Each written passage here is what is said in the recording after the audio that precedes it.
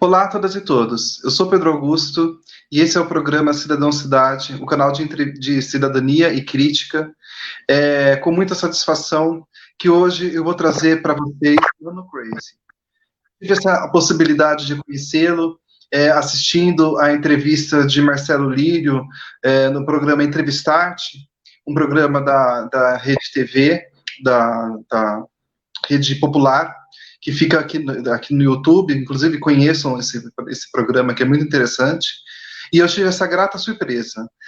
Afinal de contas, mais do que nunca, a gente tem contado com todas as formas de artes para conseguir passar esse período de pandemia. E então, ter um programa de entrevistas como esse do Marcelo Lírio, o Entrevistarte, é uma das nossas possibilidades, é uma das janelas para a cultura, para a arte, para a comunicação que estão abertas para a gente. Então, graças a esse programa, eu tive a oportunidade de ter contato, o primeiro contato com esse artista, e já ficou combinado desde então que ele viria para cá hoje para falar com a gente. Gostaria de agradecer a sua presença aqui, Mano Crazy. Gostaria de pedir para você, por gentileza, se apresentar para o nosso público. Seja bem-vindo. E gostaria de dizer uma coisa. Embora esse programa de entrevistas seja alternativo, ele não é independente. Muito pelo contrário, ele é muito dependente principalmente de pessoas como você, que generosamente estão aqui hoje para conversar com a gente.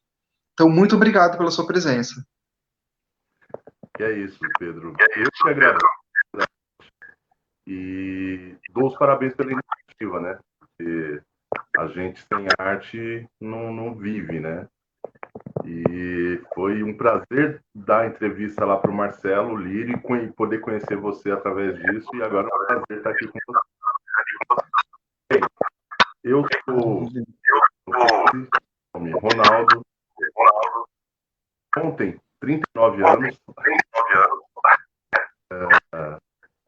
Cantor, compositor,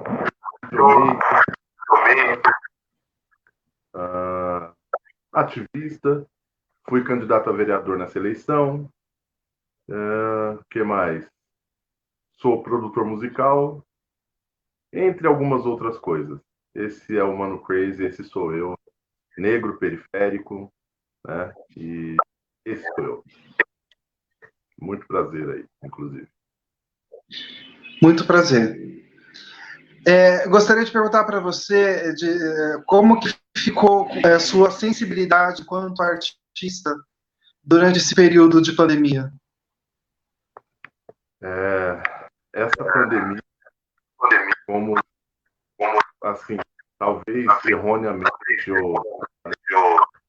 como o Lula disse, foi uma que eu não posso dizer que foi bom, mas foi um divisor de água, Pedro. Fez muita gente conhecer, muita gente pensar, tirou muita gente boa da gente, né? E é um momento para uma reflexão. E nós, assim, quem é artista pensa apaixonadamente na vida, né? E para mim aconteceu muita coisa, muitas experiências boas, inclusive, são experiências boas, porque a gente começa a observar. Desculpa, já interrompendo. O som está um pouco complicado, está meio problemático, está fazendo um barulho de fundo. Barulho do quê? Tá um eco, uma coisa assim, um barulho esquisito, assim. Que estranho, porque não tem nada no celular.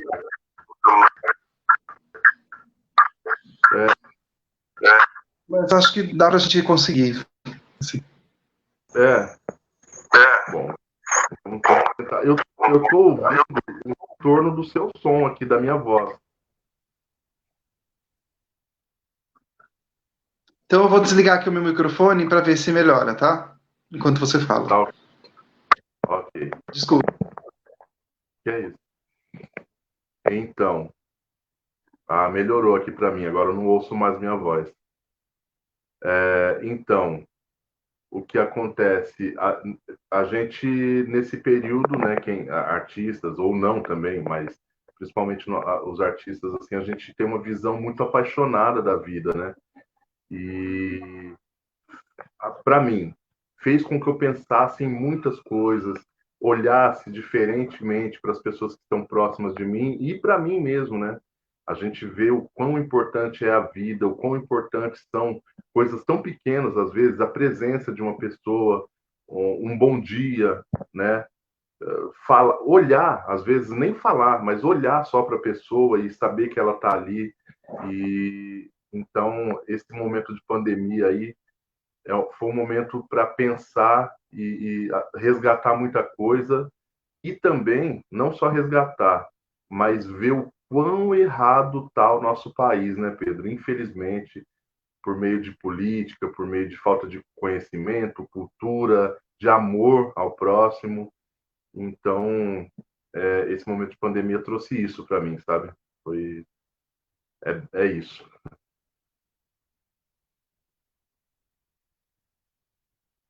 O seu microfone está desligado para mim, Pedro. O que é para você a sua caminhada enquanto militante político, enquanto militante político e artista? Porque, afinal de contas, a gente está vivendo um período muito difícil. Inclusive, a gente não se nega a falar aqui ao longo dos programas que trata-se de um governo com tendência fascista, e que, se a gente for ver sobre as características do fascismo, todas elas batem ali, né? Então, queria perguntar para você sobre a sua veia artística, a sua veia política, quando elas pulsam juntas, o que sai, o que é que a gente pode esperar? Então, um momento político me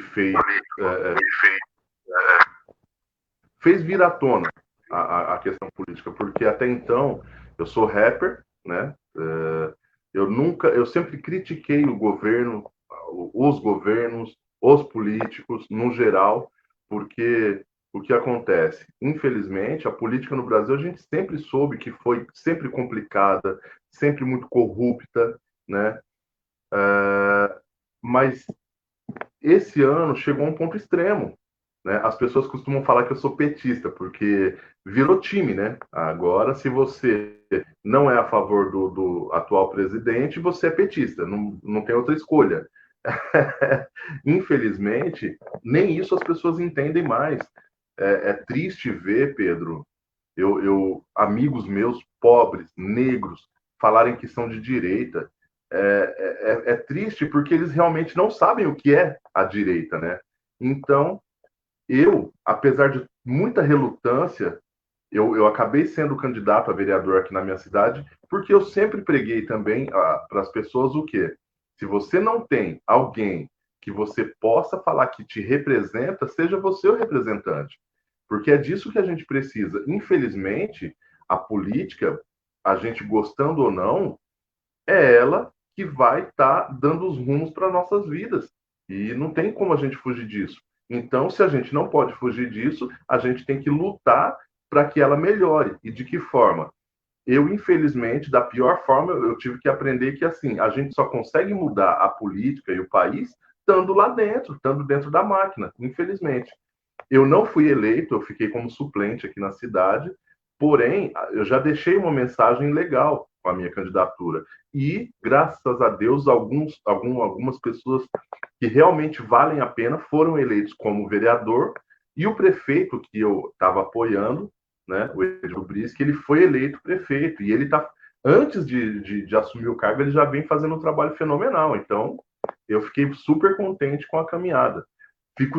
Foi uma experiência ruim, para te falar a verdade, a questão de ser candidato, porque a gente, que nem né, eu falei, eu sou artista, eu tinha uma visão muito romântica da política também, apesar de tudo. E aí, quando a gente é o candidato, a gente vê que não é só o político que é o problema, o povo também está muito mal acostumado, falta muita cultura, muita informação, muita educação, e por conta disso, por conta do costume, muitas vezes as pessoas não querem buscar isso também, elas só querem continuar esse ciclo corrupto, né, de assistencialismo e mais nada, infelizmente.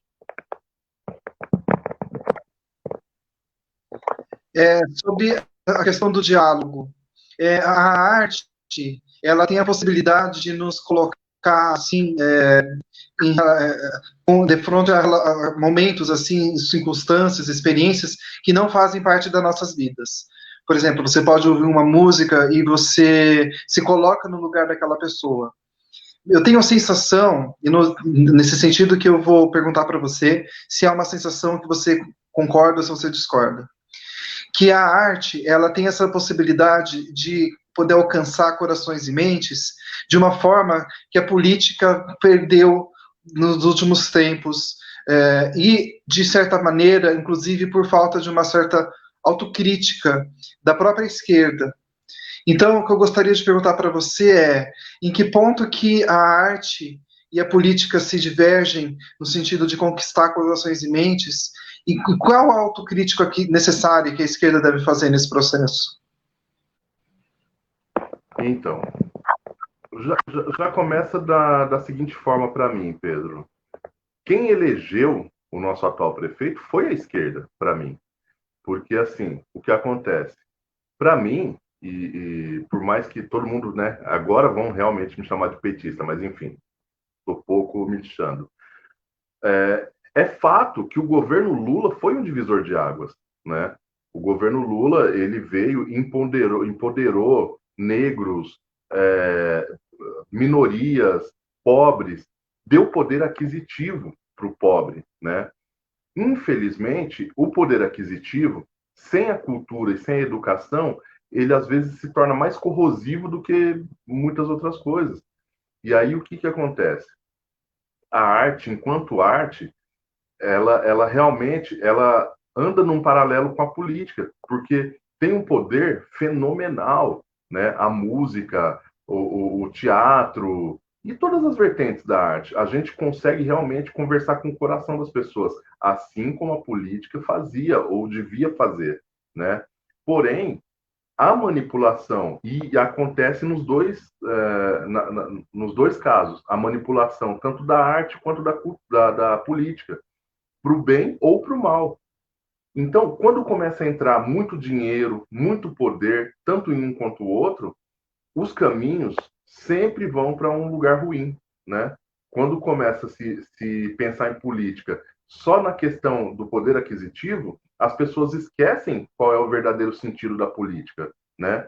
Que é ali ter uma nação ali, vamos dizer assim, que é até esquisito falar assim, é chato falar, mas enfim, controlada, onde todo mundo consegue viver bem, né?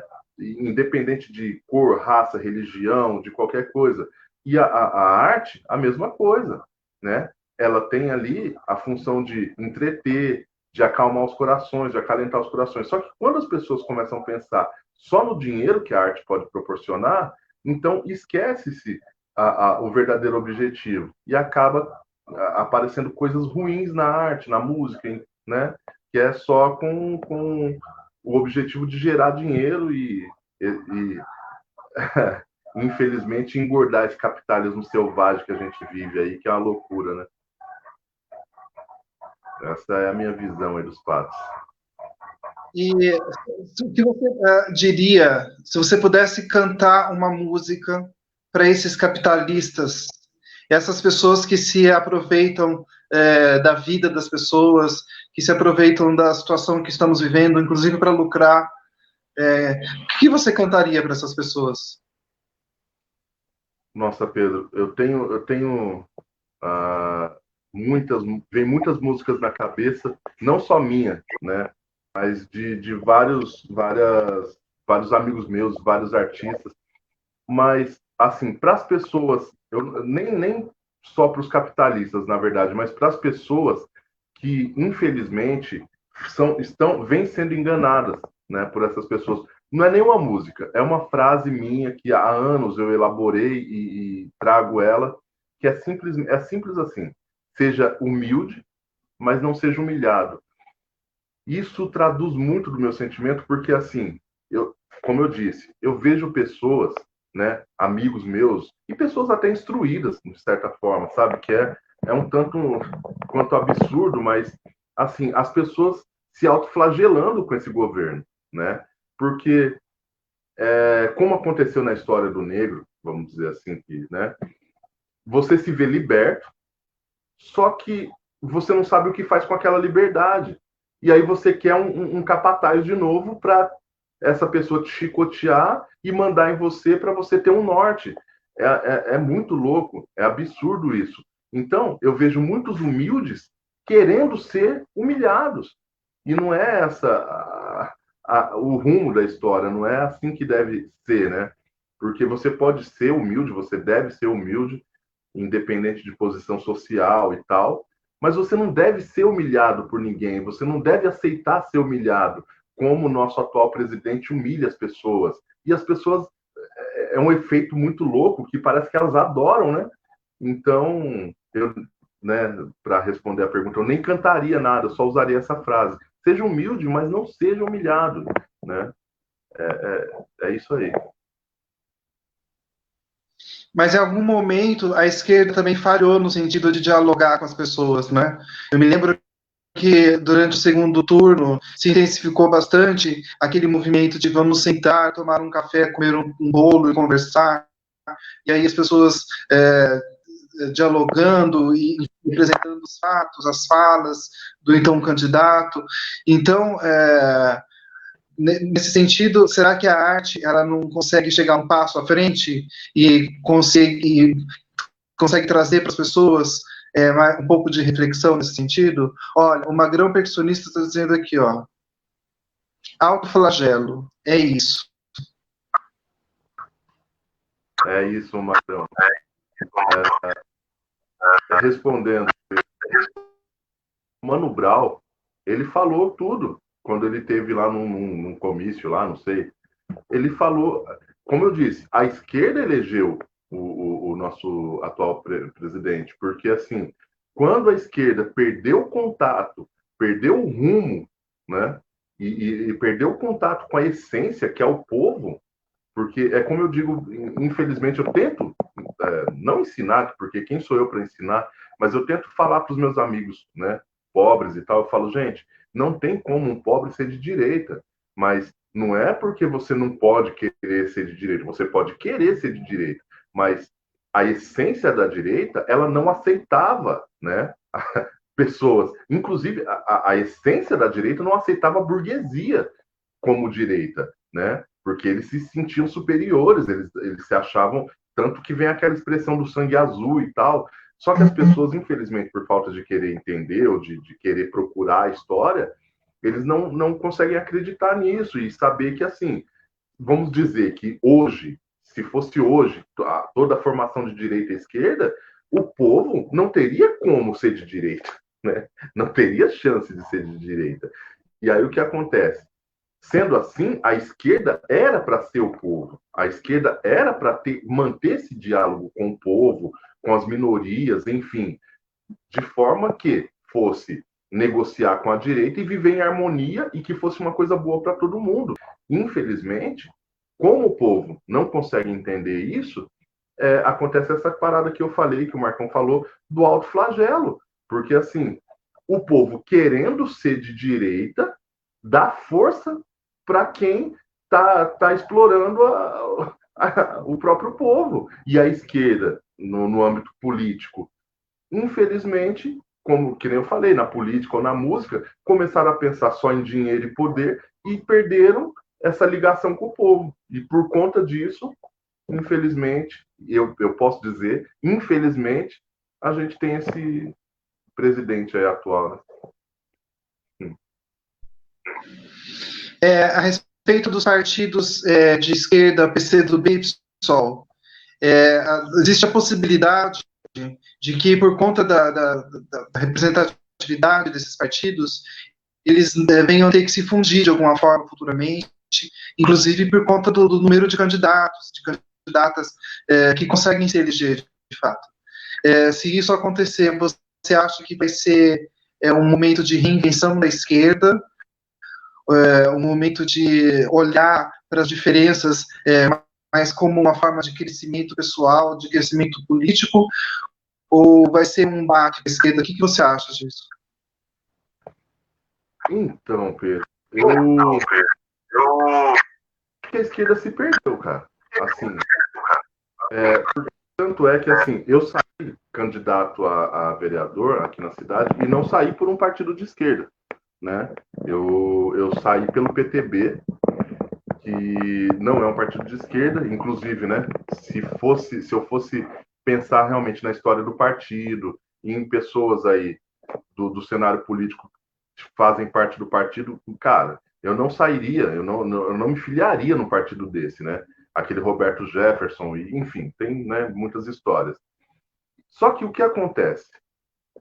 Eu pensei na matemática política, nas chances, e foi nisso que eu pensei quando eu saí candidato. Por quê? Infelizmente, aqui mesmo na cidade, inclusive, haviam muitas disputas, por exemplo, dentro do PT, que era a maior representatividade de esquerda.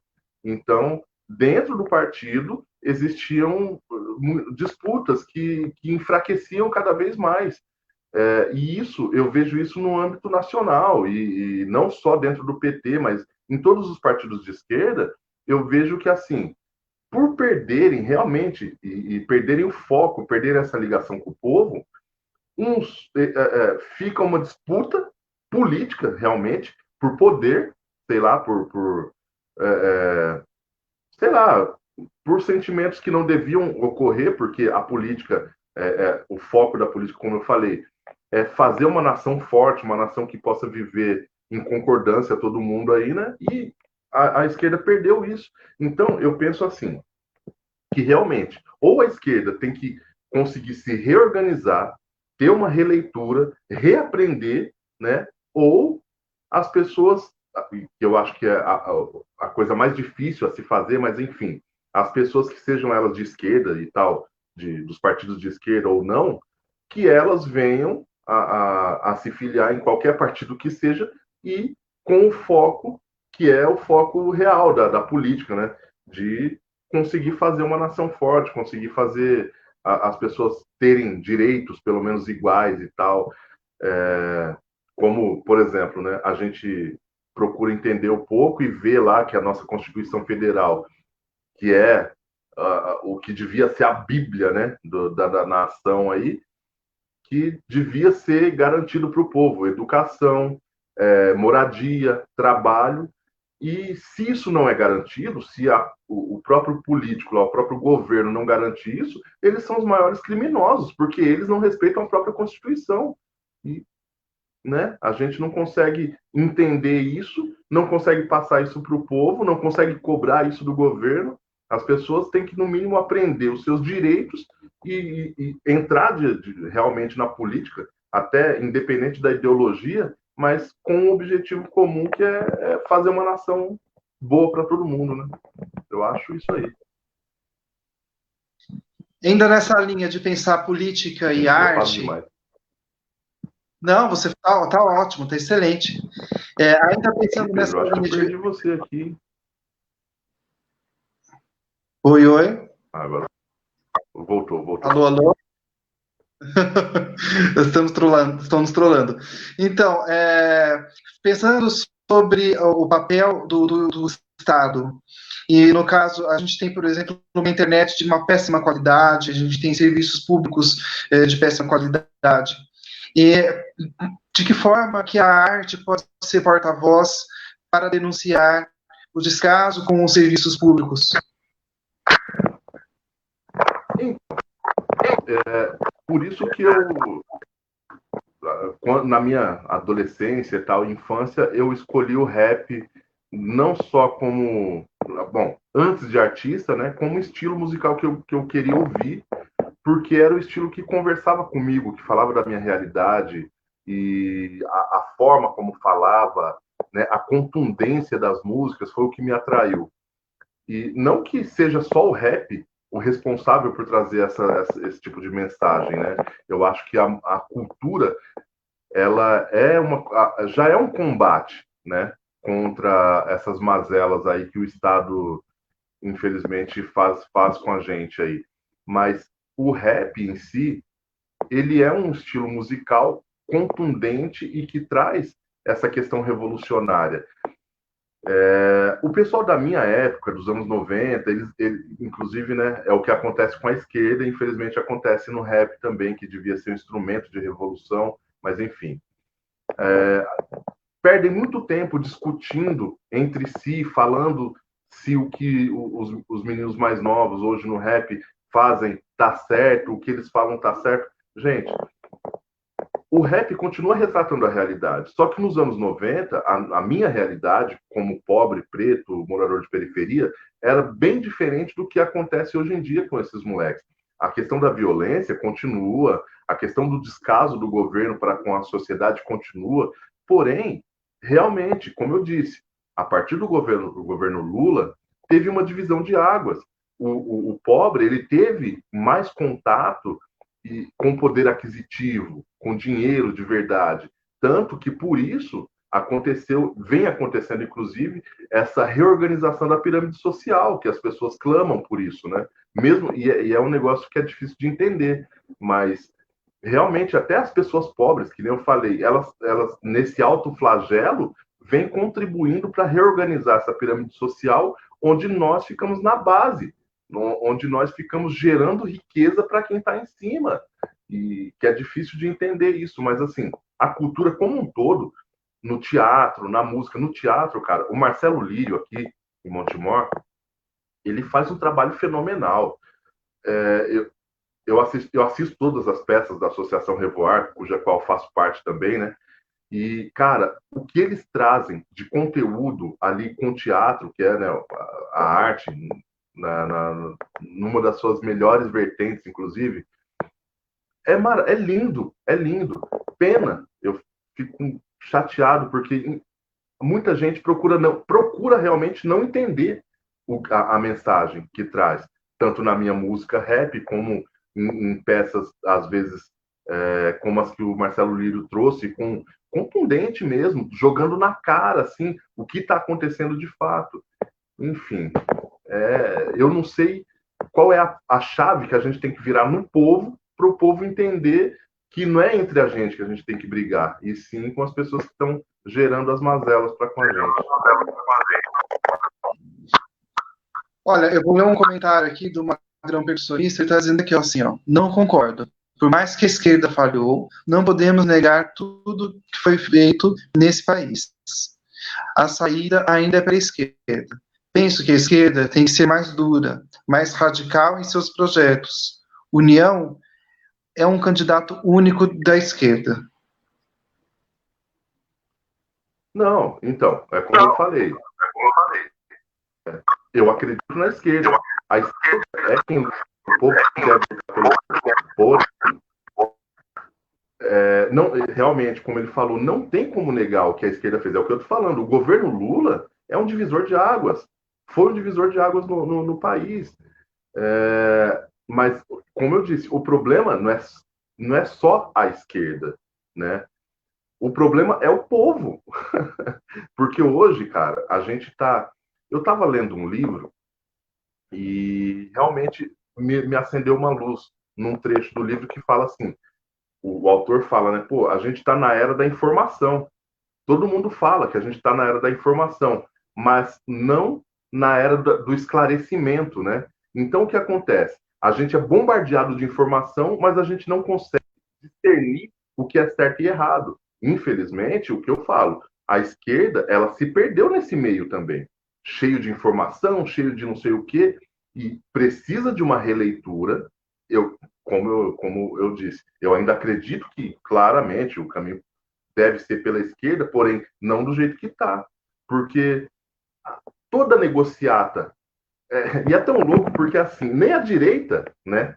A direita não é o que reza a direita. Por exemplo, digamos assim, vai. Coisas que a direita prega, que talvez eu concordaria. Eles falam da questão de diminuir todos os impostos e não sei o quê. Pô, legal, eu também concordaria com isso. Mas não é o que eles fazem. Então, da mesma forma que a esquerda erra, e a direita erra também. Não que a gente vá pelo centro, que a gente sabe que o centro é a porcaria. Mas, enfim, a gente sabe que, tanto na direita quanto na esquerda, ou no centro, tem coisas a serem lapidadas. E a esquerda, principalmente por ser quem realmente representa o povo, para mim, na minha visão, no meu modo de ver hoje, tem que trabalhar muito, muito, de verdade, e voltar a ter essa ligação com o povo para voltar às origens. É isso que eu penso da esquerda hoje, né? E sobre a possibilidade do diálogo, sobre a possibilidade da coexistência, você poderia recitar para a gente uma música sua que é relacionada a esse tema?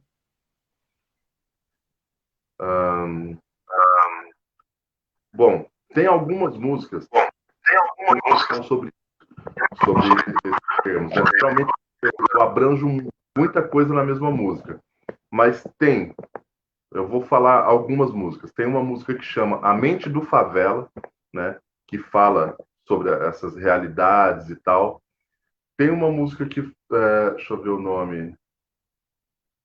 Eu não sei como que eu coloquei o nome dela na internet, mas é assim, deixa eu ver.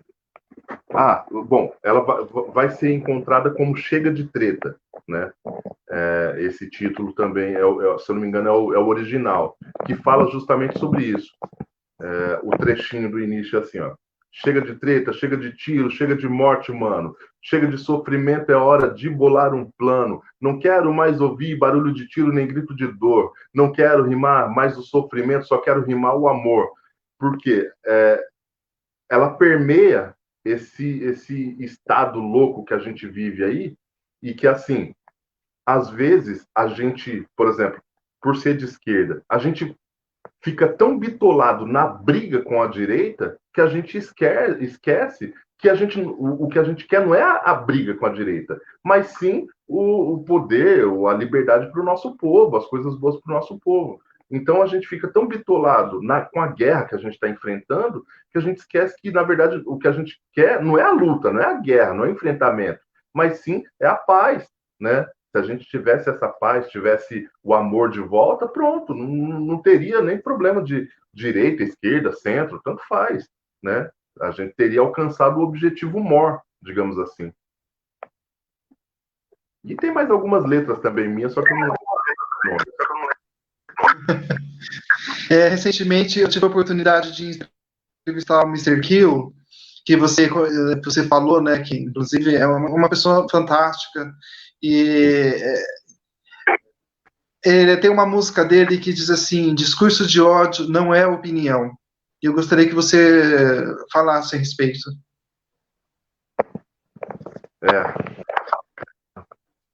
Eu fico triste. É como eu falei, a gente está na era da informação, né? Mas não é a era da sagacidade, não é a era do discernimento. E realmente, discurso de ódio ou de racismo, ou seja lá do que for, isso é minha opinião e nunca vai ser, porque eu comecei a estudar muito a história do negro no Brasil por conta do que vem acontecendo, né? E eu não estava, porque assim, também eu não estava entendendo o que estava acontecendo. Porque quando eu me levantava para ir contra uma piada racista, as pessoas falavam que para, você tá agora de mimimi e você tá. Eu falava, pô, mas será, né? Porque realmente, quando eu era mais jovem, quando eu era criança, né, sempre falaram, por exemplo, da minha boca, dos meus lábios, do meu nariz, do meu cabelo, e normalmente eu ficava quieto, ou ficava chateado, ou enfim, e não conseguia me levantar contra isso. Hoje eu me levanto contra isso, e aí eu descobri que essa questão de tentar diminuir a minha luta é só mais uma arma que já vinha, não, e não é de agora isso vem dos tempos realmente da escravidão, né? E tipo assim, ninguém tem o direito realmente de querer me diminuir ou me diferenciar ou me segregar por causa da minha cor, por causa da minha opção sexual, por causa da minha opção religiosa, enfim, por nada disso. E isso não é uma opinião quando a pessoa, eu estou dando minha opinião.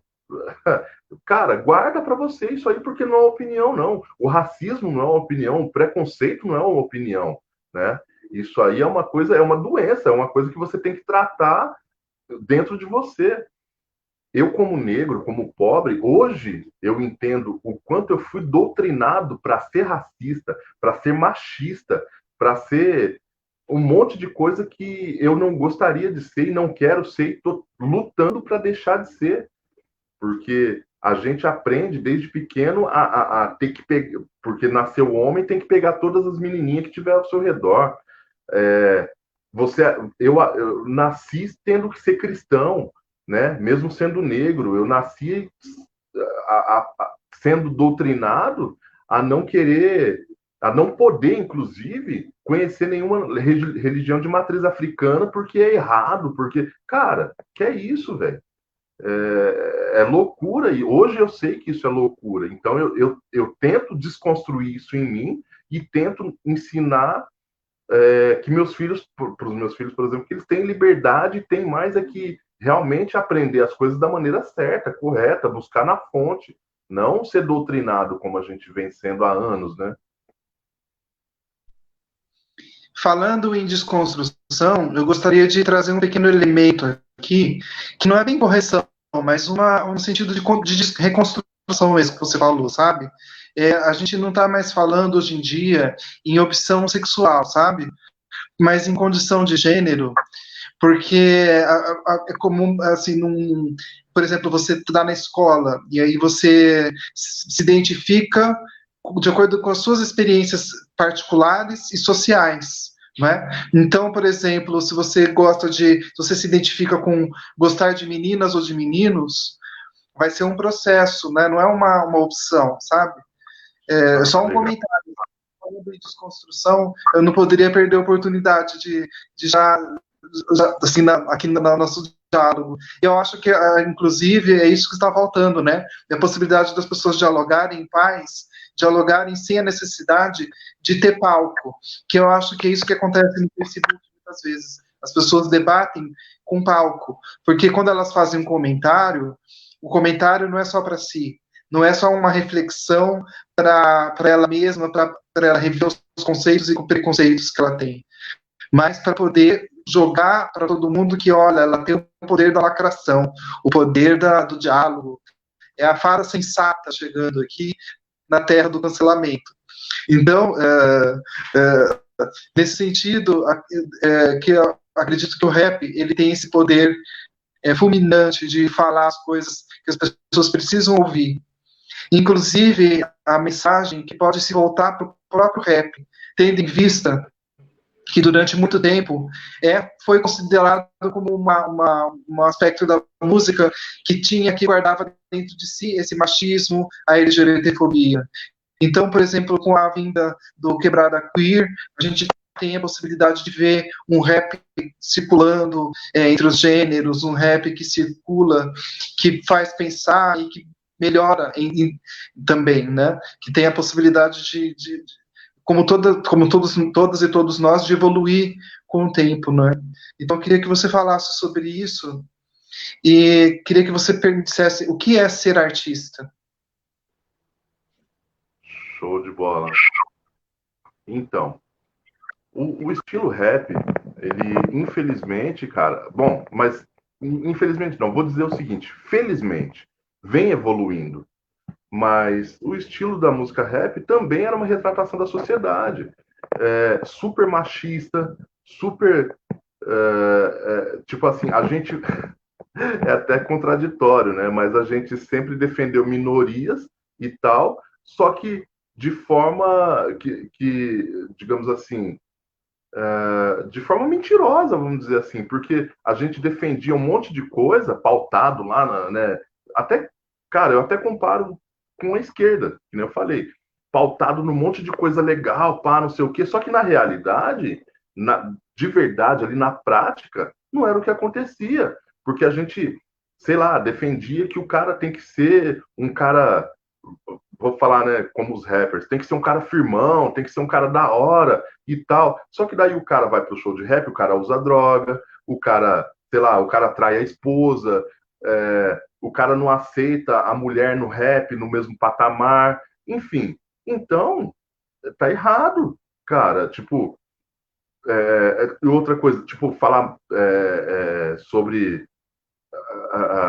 sexo, de forma assim, colocando a mulher, por exemplo, numa posição diferente do que ela tem que estar, que é igual. Então, tipo assim, hoje em dia, pô, o Emicida vem fazendo um trabalho fantástico, a gente tem a Glória Groove aí no rap, enfim, realmente o rap vem se transformando, vem evoluindo, mas a passos de formiga também, sabe? No meu ver. Porque é que nem eu venho aí tentando, que nem você falou, reconstruir uma pessoa melhor e tal, e o rap vem nessa mesma pegada, aceitando, aprendendo, mas infelizmente as pessoas que estão no rap são pessoas que foram doutrinadas, que nem eu, a ser quase o retrato dessa direita, desse presidente que está aí no poder, mesmo sem ter condições de ser, inclusive, né? Então, a gente tem, primeiro, esse papel de parar agora, nós do rap, né? E artistas, né? Que nem você falou. Principalmente, como artista e como pessoa, parar, olhar e falar, cara, olha quanta coisa que eu acreditava ser certo e que realmente não é, né? Apesar de, tipo assim, a gente não ter um certo para mim e para você que igual, mas enfim, coisas desse tipo, como os discursos de ódio, isso não tem como ser certo, né? Então, a gente parar, pensar e como pessoas públicas, né? Que nem você falou. Hoje em dia, quase todo mundo é uma pessoa pública por causa das redes sociais. Porém, muitas das vezes, o alcance de cada pessoa não é igual ao de um artista, né? E o exemplo, né, também tem isso, porque quantos moleque, até é legal, quantos moleque hoje em dia eu vejo aqui na minha cidade que fala, putz, você é exemplo para mim, eu sempre quis ser igual você, eu comecei a cantar rap por sua causa e tal. E aí eu vejo o tamanho da responsabilidade que tem nas minhas letras, na minha pessoa, na forma que eu ajo, e eu vejo que dentro dessa responsabilidade eu tenho por obrigação de ser uma pessoa melhor, cara, né? E é isso aí, como artista e enfim, né? O que é ser artista? Ser artista é ser exemplo, Pedro. Para mim, bem resumidamente é isso, porque hoje eu sei disso, né? As pessoas fazem, muitos amigos, muitas, bom, enfim, as pessoas fazem, que são artistas e fazem disso um personagem. E eu descobri que não. O artista é um exemplo, então você tem que tomar muito cuidado com o que você faz sendo artista por causa dessa responsabilidade de ser exemplo, né? E o que significa para você saber que a sua voz, a sua arte, a sua música pode tocar o coração das pessoas, como você acabou de dizer, e alguém pode falar, puxa, né, eu me identifico na arte graças à sua voz. Ou seja, a sua voz faça a compor vozes de outras pessoas. A sua voz cativa, a sua voz faz pensar, sua voz, ela faz parte da voz das outras pessoas. Então, eu gostaria de perguntar para você quais são as vozes que compõem a sua voz e como é saber que ela pode ecoar na vida das outras pessoas. Show. Cara, é tipo aquela parte do filme do Homem-Aranha, saca? Que, que ele tem os superpoderes ali, ele tá naquela correria que ele quer ganhar o dinheiro dele, ele quer ter a vida dele, e aí ele, tipo assim, ele tá pouco se lixando, ele fala, que nada, esses poderes aí eu vou usar para mim mesmo, e por conta daquilo, por conta de uma escolha dele, ele libera o bandido lá, né, e tal, para se vingar do cara que ferrou ele, e acaba que o bandido mata o tio dele e tal, enfim. Então é isso, eu me sinto com superpoderes, né, em vários momentos, porque é glorioso quando você está em cima do palco, né? Você é o centro das atenções, você está ali e tal. Só que aí você, depois de toda aquela euforia, você começa a pensar, putz, o que eu falei ali no palco vai com certeza, ou não, né? Pode, na verdade, pode levar uma pessoa a fazer uma coisa ou outra e tal. Então, eu acho maravilhoso, eu me sinto um super-herói. Porém, hoje em dia, sempre com com esse problema, vamos dizer assim, de estar sempre me autopoliciando, me vigiando, para tentar ser um bom exemplo como artista e como pessoa. Mas é maravilhoso. E quais são as vozes que compõem a sua? Quando você canta, assim, vem assim alguma referência, seja do mundo, do universo musical, ou da voz de pessoas que falaram para você coisas importantes que você quer repassar através da música? Sim. Na música, né, eu tive vários ídolos, né, musicais e tal. Só que hoje, não, quando eu canto, quando eu componho, enfim, na vida, me vem muitas pessoas mesmo, né? E uma delas é o Lula, com certeza, a própria Dilma, né, por exemplo, e meu pai, minha mãe, saca? Tem, fora os artistas, lógico, tem Mano Brown, tem pessoas que eu sou fã até hoje, tem pessoas que eu sou fã e graças à internet, à tecnologia, eu sou amigo. Mas as vozes hoje, na minha voz, é muito louco, porque assim, é claro que é momentâneo. Eu aprendi que a vida são esses momentos, né? Então, muitas vezes é um vizinho, é um cara que às vezes eu não conheço, que eu converso e aprendo uma coisa. Então, hoje eu retrato isso e essas vozes que vão montando a minha voz, a minha arte, sabe? Você, hoje, e a partir de hoje, inclusive, é uma das vozes que vai estar, com certeza, na minha voz, tá ligado? Poxa, se você queria me deixar assim, emocionado, você conseguiu, tá? Você conseguiu com sucesso. Fico muito feliz mesmo, sabe? A gente está chegando no programa de número 111 hoje. Foi com bastante luta, porque, afinal de contas, como eu falei, o meu programa ele é dependente de pessoas que, como você, generosamente vem aqui hoje para nos falar. Você que usa óculos, inclusive, sabe dessa referência. Você vai nos passar um outro olhar sobre a vida e a gente vai poder colocar como se fosse um óculos onde a gente pode ver, ouvir a voz das pessoas. Então, a gente está quase encerrando, mas eu gostaria de perguntar para você sobre voz,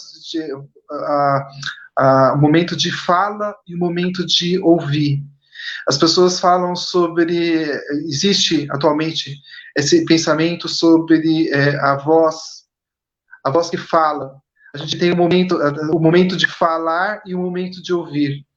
Então, eu queria que você falasse sobre isso, porque existe a interpretação de, porque o direito de fala de algumas pessoas significa o quê? Que eu não posso falar também?